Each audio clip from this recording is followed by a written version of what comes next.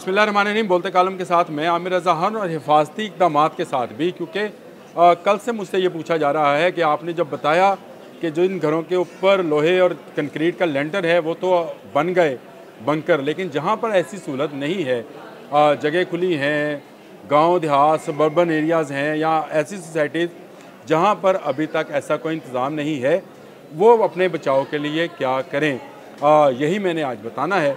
और मैंने आपको ये भी बताना है कि आपने मज़ीद क्या इक़दाम हैं जो अपने बच्चों को, अपने घर वालों को, अपने प्यारों को बचाने के लिए करने हैं। और इसलिए सिर्फ मैं नहीं बता रहा, पंजाब हुकूमत ने अब तो नोटिफिकेशन भी जारी कर दिया कि अपने घर के बाहर की गैर ज़रूरी लाइट्स को मत जलाएँ, उनको बंद रखें। यानी एक तरह से उनका ये कहना है कि ब्लैकआउट जो है वो रखें, यानी बाहर की लाइट्स आपको जलाने की कतन ज़रूरत नहीं है।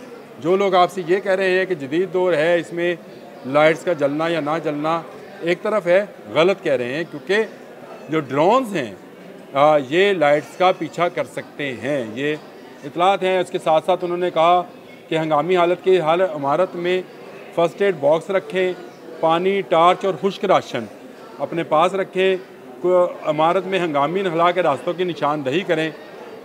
यानी अगर कोई हंगामी सूरत हाल होती है तो आपने कहाँ से निकलना है उसकी निशानदही भी आप करके रखें, अपने बच्चों को बता के रखें कि भाई इस सूरत में ये अगर दरवाज़ा बंद होता है तो आपने किस तरफ से बाहर निकलना है।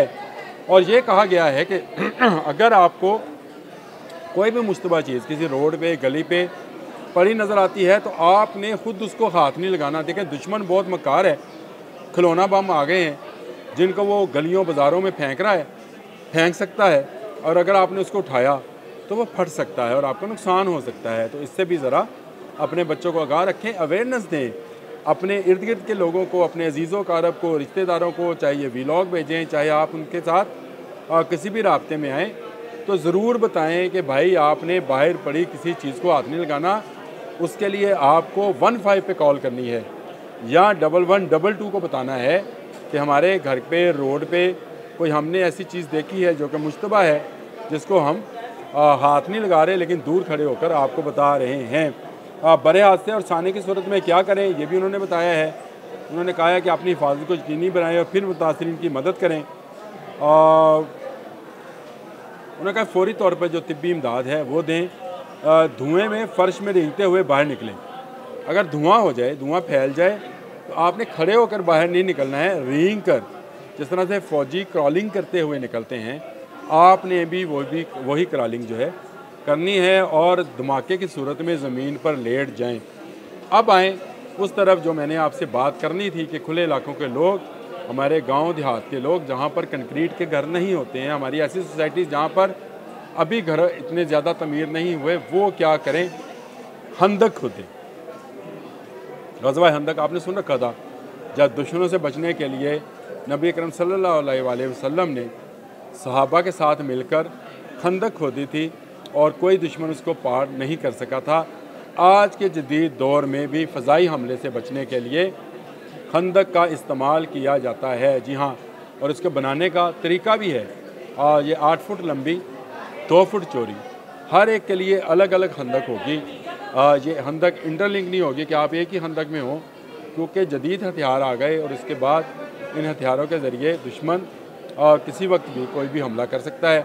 5 फुट ये गहरी होगी खंदक, और इस खंदक को आप बना कर रखें।